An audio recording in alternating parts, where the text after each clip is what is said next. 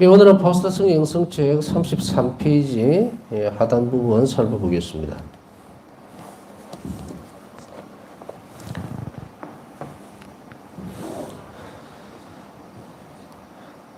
파스타 수녀는 구원사업에서 한 자비의 신비를 관상하면서 교회 설립과 하나님 말씀, 성사, 특히 고해 성사와 성체 성사에서 하나님 자비를 깨달았습니다.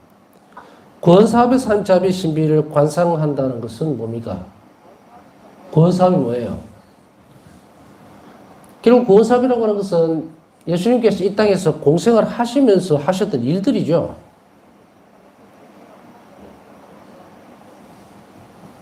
공생활 3년 동안에 병자들을 돌봐주시고 악령들을 쫓아내고 혼인을 축복하시고 하신 이 모든 일들이 어디에 남아있습니까?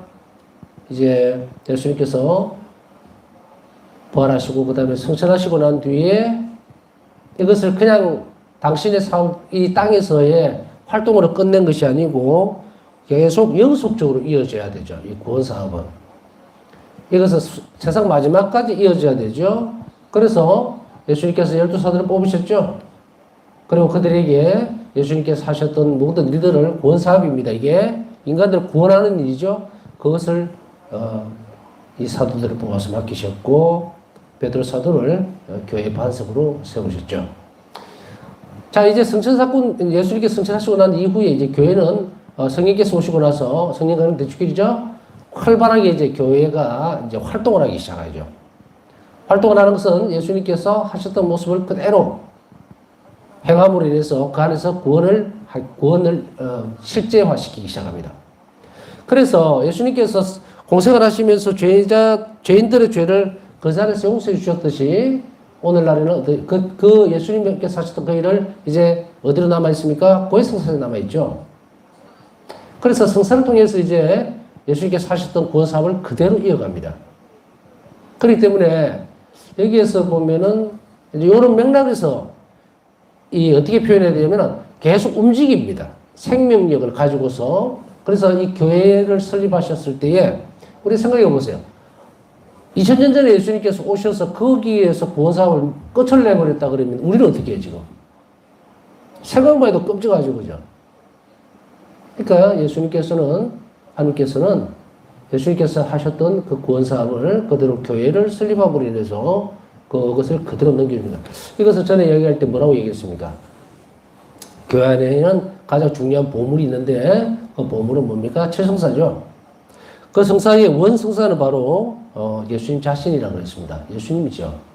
원성사는 원래 성사의 주인이 아닌 말이에요. 그리고 이제 원성사신 예수님께서 하셨던 일을 그대로 사제들 직무를 통해서 그대로 재현을 하는 게 아니고 이게 한국 말을 쓰기가 참 애매할 때가 많습니다. 재현하면 그 어떤 모습들만 그 모습만 이렇게 전달하는 것으로 하기 때문에 재현보다는 실제화시킨다는 말이 맞아요. 제가 볼 때는. 그래서 바로 그 자리에서 고해 성사 안에서 죄가 그대로 용서되는 거예요. 이게 죄에 따라오는 잔불들 이거 싹 없애주죠. 그리고 다시금 하나님과의 관계를 다시 맺어주죠. 그래서 죄를 용서하셨던 하나님의 모습들 이 죄가 축적되면 뭐가 남아있습니까? 벌이 엄청나게 남아있죠. 그래서 고해수 안에서는 뭘 합니까? 이 벌을 다 없애주죠. 그래서 이제 이 고해수 안에서 이 외에도 또 어떤 것이 있어요. 전대사, 한대사 이런 것들이 있는데 바로 이런 부분들 그 다음에 성체성사에서 드러나는 나를 기념하여 이 일을 행하라라고 했을 때에 이것은 실제로 성경에서 오심으로 인해서 이 자리에서 만대로 성체성사가 지금 여기서 고행되고 있다면 예수님이 여기 실제로 빵의 형상 안에 존재하시는 거예요. 기념이라고 하는 기념식 여러분 알죠? 상황이나 어떤 형태의 시간들 혹은 사건들을 그대로 그냥 드러내는 행위가 아니고 실제적으로 하나님께서 그 자리에 존재하시니까 이 얼마나 놀라운 하나님의 자비면서 동시에 신비입니까? 자, 이런 것들을 이제 관상을 하게 됩니다. 이 신비를. 외형적으로 여러분들 어제도 미사를 참배를 하고 오셨겠지만 이제 점진적으로 우리는 그 신비를 보아야 됩니다. 그 신비를 본다고 하는 것은 뭐예요? 항상 계속 강조해서 얘기했지만 묵상 없이는 신비를 하느님의 신비를 알 수가 없어요. 그렇기 때문에 우리가 묵상이라고 하는 것 평상시에 계속해서 해나갈 때에 이제 성체성사에 대한 부분들. 여러분 성체성사뿐 아니고 이제 성체 조별을 하죠. 개인적으로도 할 것이고 지금 성시간 하면서 하고 개인적으로 성체 조별을 할 때도 무엇을 해야 될 것인가. 그것은 바로 순환에 대한 신비예요. 예수님께서 이 성체성사를 세우셨던 신비.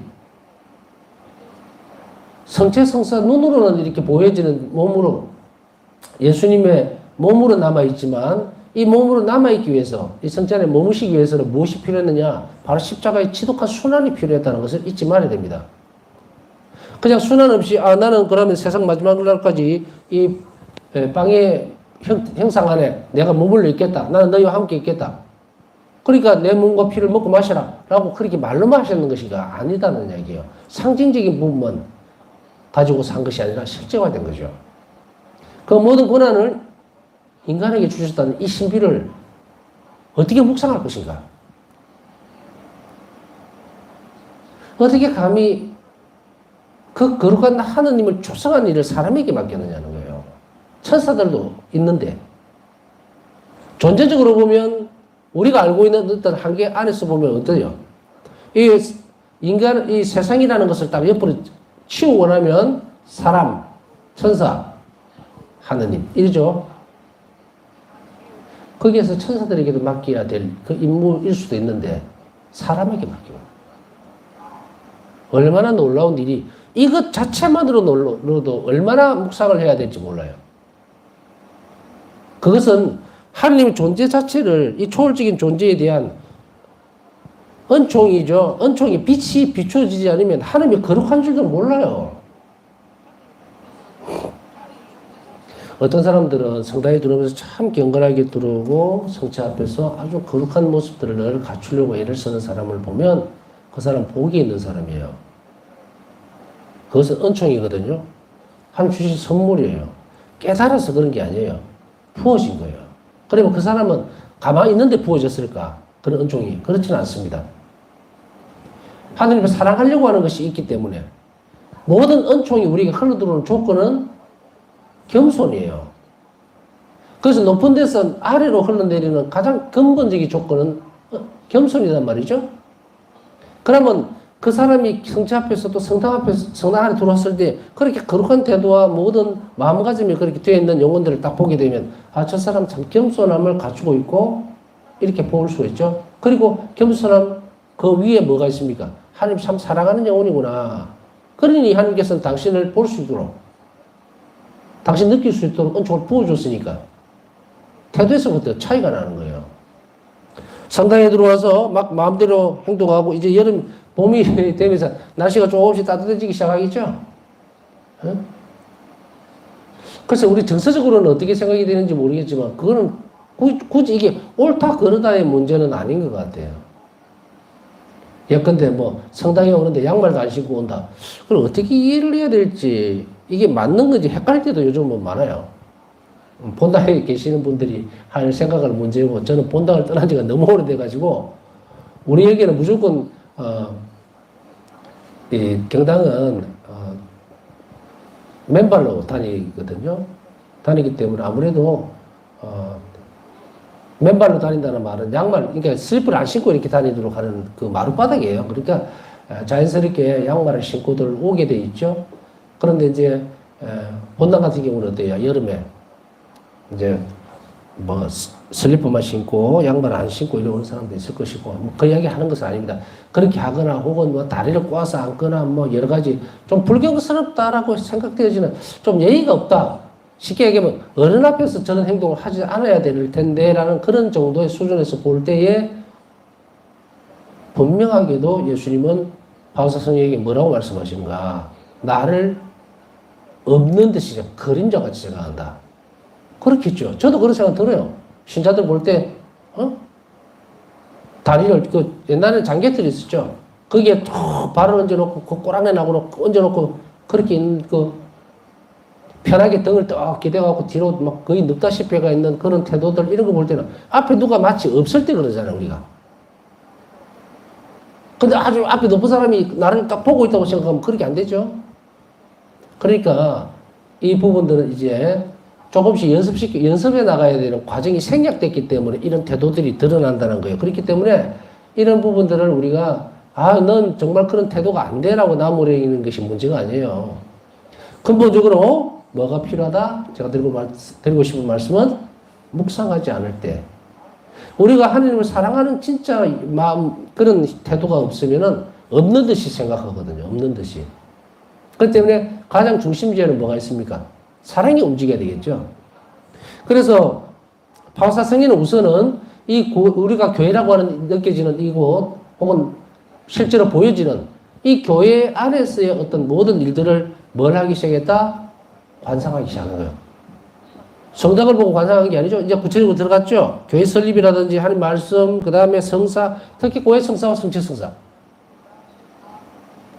제가 계속 이제 고해 성사라든지 성체 성사에 대해서 묵상을 하지 않으면 안 됩니다 하고 자꾸 가르칠 거예요. 이것 없이는, 그렇다고 하더라도 이것이 우리가 하나님 신비에 대해서 묵상할 때 사실 그런 걱정도 됩니다. 한계가 있다 보니까 뭔가 주제를 하나 주고 성체 성사에 대해서 묵상을 하세요 이러면은 이거 묵상거리가 별로 없어요. 사실은 그렇죠.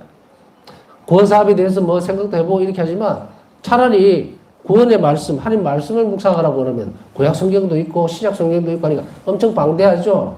그건 오히려 조금 괜찮을 것 같아. 근데 성체 성사, 고해 성사 이러놓으니까 야, 이걸 어떻게 하지? 이렇게 되죠.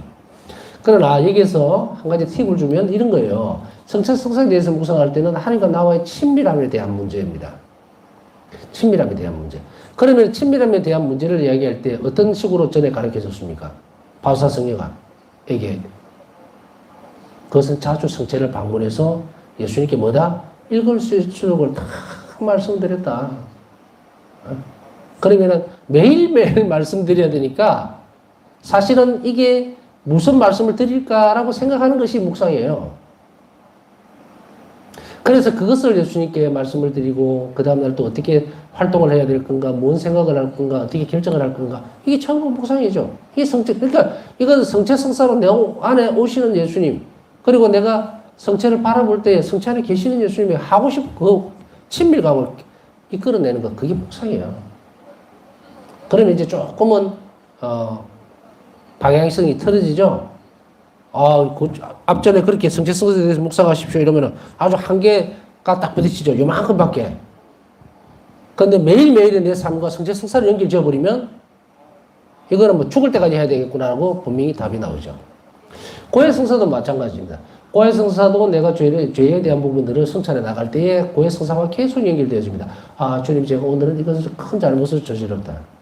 이게 내가 큰 실수를 했구나. 이걸 어떻게 만회하지? 만회하지라고 하는 이 말이 뭐예요? 이것에서 돌아서서 그 다음에 고해 성사를 봐야지. 이것은 그냥 장부에 기재하듯이 착 넘겨놓고 그 다음에 고해 성사를 줄줄 읽어버린다? 그러면 그건 아무것도 안 돼요. 물론 그 죄를 지은 것에 대한 벌은 사해주겠지만 뭐가 안 된다 그랬습니까? 영성적으로 성장이 안 됐다 그랬죠? 그걸 성사 안에서가 아니고 성사 외에 은총을 마련해 놨는데 그것은 못 가져온다는 이야기예요. 자, 이렇게 이제 바오사 성령의 성사라든지 이런 것에서 하나님 자비를 깨닫게 됩니다. 이렇게 연결해서 묵상을 꼭 하셔야 돼요. 그리고 필요하다면 기도를 통해서 그런 것을 알 수 있도록 은총을 청하시면 됩니다. 그녀는 이렇게 고백했다. 주님께서 당신의 피조물과 이토록 친밀한 관계를 맺고 계시는 것을 보며 나는 놀라지 않을 수 없었다. 놀라지 않을 수가 없었다라는 말은 우리 시선을 또 돌리게 만듭니다. 아까 제가 말씀드렸죠. 여러분들 한번 상상이 아니고 묵상거리로서 제시를 해준다면 여러분들 어제 간단하게 예를 들면 영성치 하셨죠? 그런데요, 옛날에는 어떻게 했습니까? 여러분들 성체 요즘 손에 이렇게, 손으로 영성치를 하죠? 그런데 여기가 가만히 한번 살펴보세요. 교회가 이 부분에 대해서 얼마나 주의를 기울이고 있는지. 옛날에는 손에 이렇게 손바닥에서 영성체를 한다는 것은 성체를 영한다는 것은 상상할 수도 없는 일이었죠. 그래서 아마 올해 그 신자생활 하신 분은 알겠지만, 이 쟁반이 있었죠. 성체를 어릴 때 복사할 때 보면은 입으로 영할 때 이 턱에다가 턱 밑으로 이렇게 쟁반을 이렇게 갖다 붙이죠. 동그랗게 생겼고 이게 손잡이가 있는. 그거 왜 그런가? 혹시나 성체를 영해주다가 바닥에 떨어질까 싶어서 받쳐놓는 거. 최근에 영세를 받으신 분들은 모를 거고 적어도 한 20, 30년 전에 그 이전에 성체를 세례를 받으신 분은 아마 기억을 하실 거예요. 그렇게 하던 것이 이제 손에 이제 사제가 그리스도의 몸하고 손바닥에 놔주죠. 이거 바뀐 지가 얼마 안 된단 말이죠. 그런데도 여기에 또 어떤 것을 가리킵니까? 살펴보면 신자가 평신도가 이게 신자들이에요. 신자가 손바닥에 영성체가 주어지면은 성체가 주어지면 이것을 어떻게 한다? 가장 단거리, 가장 짧은 거리를 이용해서 성체를 영한다. 이렇게 돼 있어요. 그만큼 조심스러운 부분이에요. 어떤 사람들은 또 보면은 성승체 할 때 이래 보면은 혀로 막 이렇게 입을 떼고 이렇게 참 방정 맞죠. 왜냐면 이 성체성사에 대한 어떤 신비에 대한 거, 거룩함에 대한 인식이 없어서 그래요. 인식이 없어. 이것을 발전시켜 나가야 되기 때문에 제가 방법적으로 좀 더 강조를 하는 겁니다. 바울사 성녀가 하나님 자비를 깨달았고 나는 놀라지 않을 수 없었다라고 했을 때 여러분들 어떻게 생각하세요? 왜 바울사 성녀가 놀랐을까? 우리가 아무 생각 없이 영성체하고 아무 생각 없이 이렇게 바라다 보면 놀랄 일이 없어요. 그러나 이것이 얼마나 자비로운 일인가. 도대체가 사람이라는 것이 도대체 주님 보시기에 하나님께 무엇이길래 내 손에 예수님께서 이렇게 오시는가.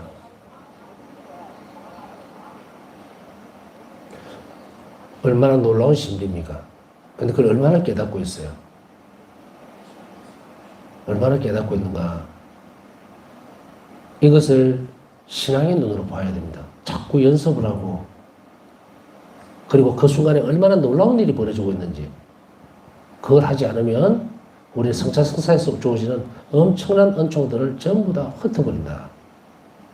그냥 뭐 비슷해 자기 눈에. 그 영하고 나면 끝이. 이 성체가 내 안에 들어와서 내 영혼과 내 육신 전체를 어떻게 변화시키는지 얼마나 놀라운 일이 일어나고 있는지에 대한 기대치가 한 개도 없어요. 정말 우리 자신들의 어떤 모습들을 잘 살펴보세요. 예를 들어서 어떤 사람이 지금 허리가 되게 아파요. 아이고 주님 제발 살려주세요. 허리가 너무 아픕니다. 라고 이렇게 하지만 이렇게 할 때에 누구에게 이야기합니까?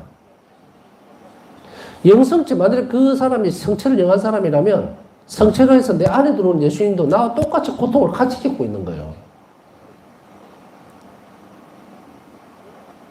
그러니까 나는 아픈데 왜 주님은 나를 안 나서주십니까가 아니라 내가 병고를 겪는 그 시간에 우리는 예수님께서 내 영혼 안에 들어오셔서 내 안에서 실제로 사시면서 나와 똑같은 고통을 같이 느끼고 있는 거예요.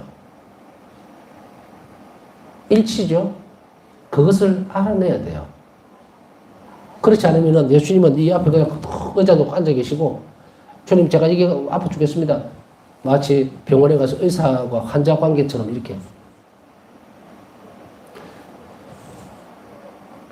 예수님께서 내가 병고를 겪을 때는 예수님 또한 그 병고를 같이 겪고 계시는 거예요. 안에서. 그랬을 때에 우리는 어떻게 합니까? 너무도 놀라운 일이죠. 예수님이 얼마나 이 환자를 사랑하는지 병자들을 직접 안으로 들어오셔서 같이 고통을 받는 거예요. 그러나 그렇지 못한 사람도 많다 이 말이에요. 모든 병자들에게 다 그런 것인 거 아닙니다. 열심히 공부하는 사람이 시험 잘 치게 돼 있죠. 그런 것 없는 사람은 그냥 전에 이야기했듯이 뭐라 그랬습니까? 병고를 겪는 게 아니고 혼자서 병고를 겪는 거예요. 왜? 예수님 가오가 없어요. 내가 관심을 안 가지니까. 생각을 안 하니까. 묵상을 안 하니까. 묵상은 보금자리와 같거든요. 묵상은 포근하게 만들어 놓은 잠자리와 같아요. 쉽게 얘기하면. 만들어 놓으려면 예수님 그곳에 자리를 하시는데 예수님께서 나와 계속 사시기 위해서는 무엇을 해야 된다? 항상 묵상하는 태도를 가지고 있어야 되고 그리고 나에게 주어지는 이 순간순간마다 얼마나 하나님께서 나에게 자비로운가를 자꾸 알아나가는 것. 이것을 이제 묵상과 연계지어서 파우사성녀는 연습을 했고, 우리 또한 그렇게 해야만 한다는 거예요. 이렇게 할 때에만 하나님이 정말로 우리에게 이렇게 친밀하게 이런 관계를 맺고 계시는구나 하고 알아들을 수가 있습니다. 그렇지 못하면은 뭐 성체성사를 영하든 아니면은 뭐 병자성사를 보러 가든 고해수 안에서 아무것도 영적인 이득이 없어요. 그냥 계산만 하고 나온다고. 그랬을 때 그 사람 안에 뭐가 자라지를 못하느냐면 하느님 나라에 대한 희망이 없어져 버린 거예요.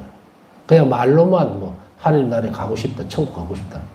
말로만 그런 거예요. 몸은 그렇게 안 움직인다고. 이렇게 하나님께서 주셨던 이런 것들을 묵상해 나가면서 바울사성녀는 이제 영혼이 성장하죠. 그럼 바울사성녀가 이 길을 통해서 영혼이 성장하셨고 영혼이 그리고 예수님께서 그 영혼을 사셨다면 우리도 똑같이 그렇게 가야 된다는 거예요. 자, 하느님과 피조물과 이토록 긴밀한 관계를 맺고 있다는 것을 보고 나는 놀랐다라고 얘기할 때 그 다음에 무슨 대목입니까? 이 묵상을 할 때마다 나는 언제나 그것을 끝맺지 못한다. 내 영혼이 그분 안에 완전히 잠겨들기 때문이다. 일기 1523. 자, 이게 중요한 키포인트가 하나 나오죠. 묵상하지 않으면 우리는 하나님의 신비 혹은 우리 영혼이 예수님 안에 잠겨들지를 못한다.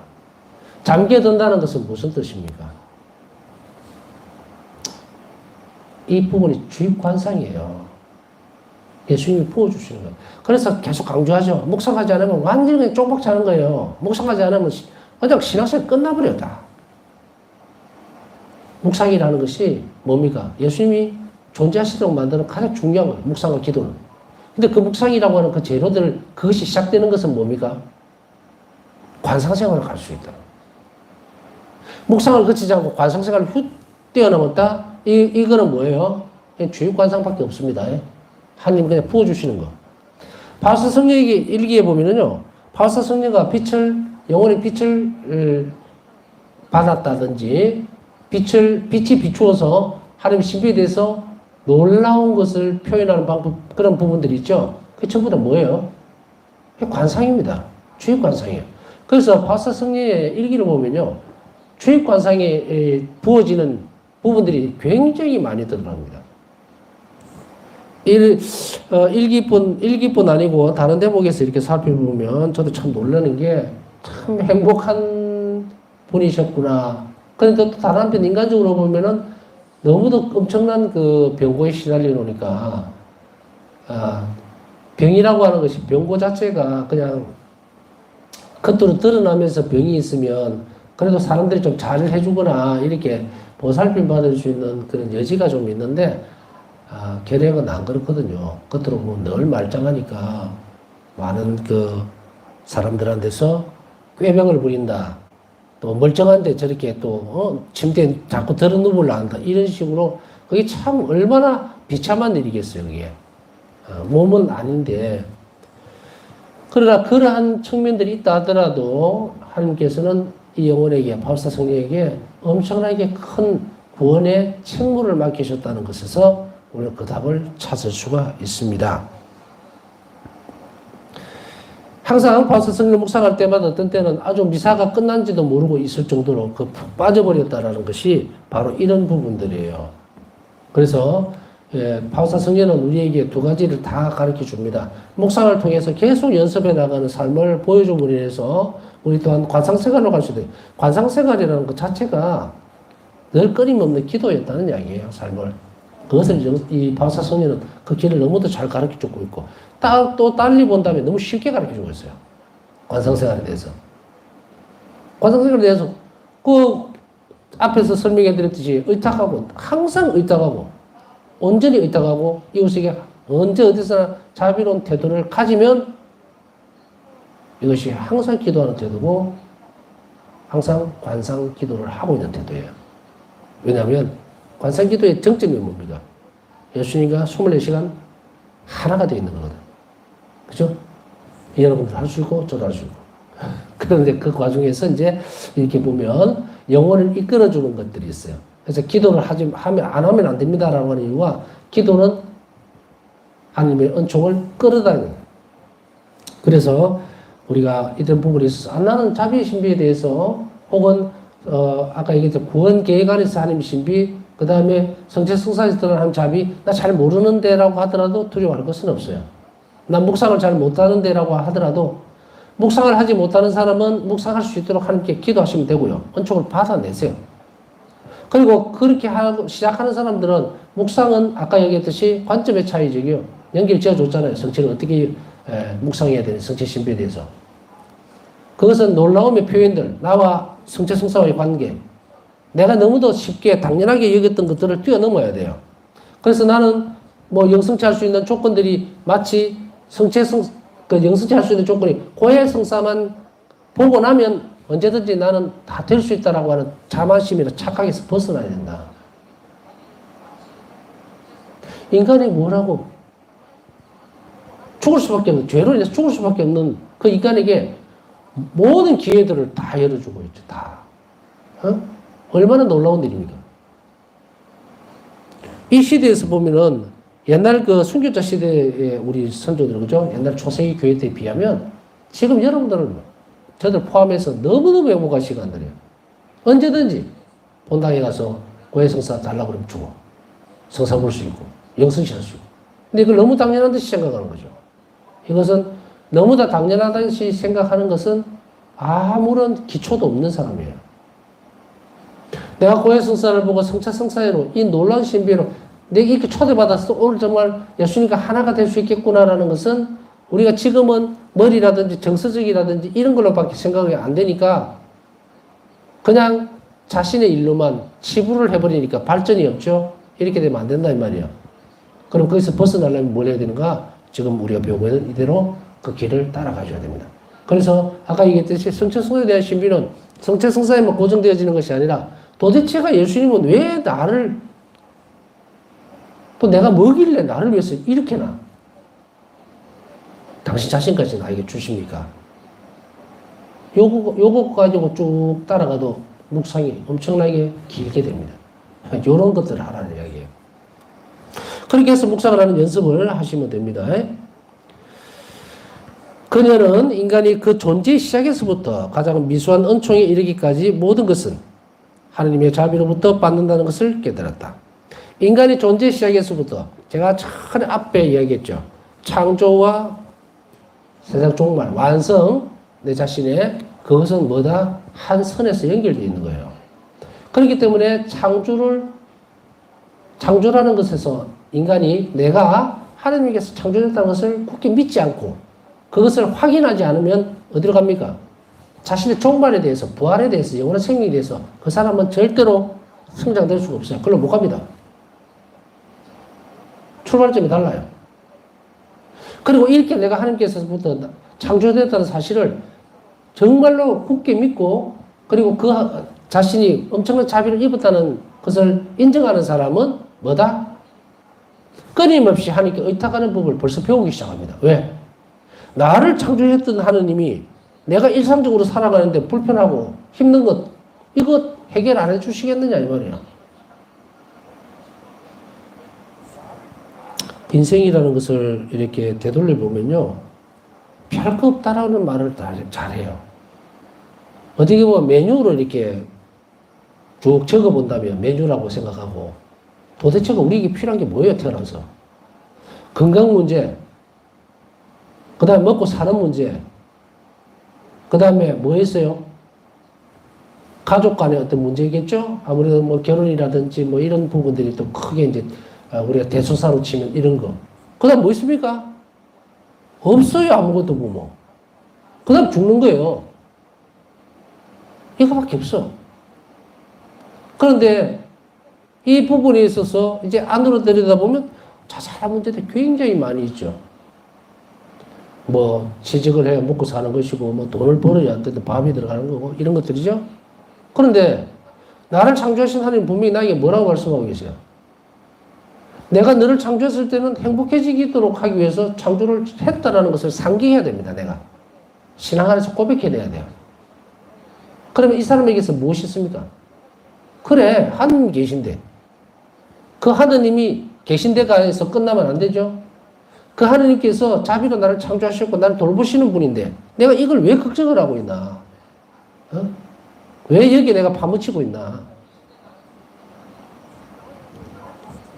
아버지의 뜻이 이루어지기를 바라라 그랬죠. 주의 기도에서, 주님의 기도에서. 아버지 뜻이 뭐예요? 아버지 뜻이 뭡니까? 아버지는 우리가 구원되기를 바라시는 거예요. 또한 동시에 우리가 구원되는 걸 바라면서도 동시에 뭡니까? 이웃에게 자비롭게 그렇게 대하기를 바라요.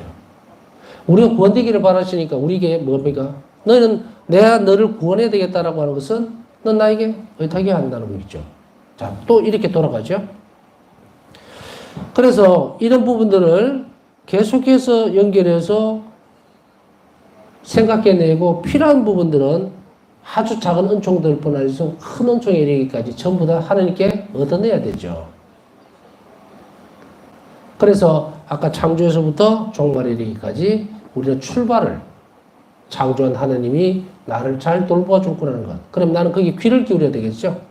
나를 행복하게 해주려고 나를 창조하신 하나님은 내가 어떻게 살기를 바라실까? 그게 하나님 뜻을 찾아내는 거예요. 어떻게, 그랬을 때 예수님이 나에게 뭐라 얘기해요? 너는 언제 어디서나 자비로워야 한다. 나를 닮아야 한다. 그렇게 가면 돼요. 이런 것들을 바사 성인은 계속 이렇게 연결해서 하나님께로부터 모든 것을 받는다는 사실을 알게 되고 그리고 그 일을 자신의 삶에서 충실하게 실천해 나갔다는 것을 우리는 기억을 해야 합니다. 그렇게 함으로 인해서 우리는 한 자비 안으로 깊숙이 들어갈 수가 있다는 것입니다. 남은 시간 묵상하면서 우리는 이렇게 기도해야 할 것입니다. 구원사 앞에서 드러나는 하나님의 자비 그리고 우리를 구원하시기 위해서 당신 자신을 주신 한없이 크신 자비의 신비를 잘 묵상할 수 있도록 은총을 주십시오라고 기도하면서 또 남은 시간 우리가 필요로 하는 은총들 청하기도 하고 또 주님께서 원하시는 그 일들을 할 수 있는 그런 용기와 그리고 신앙도 견고하게 해주시기를 바라면서 묵상하도록 하겠습니다.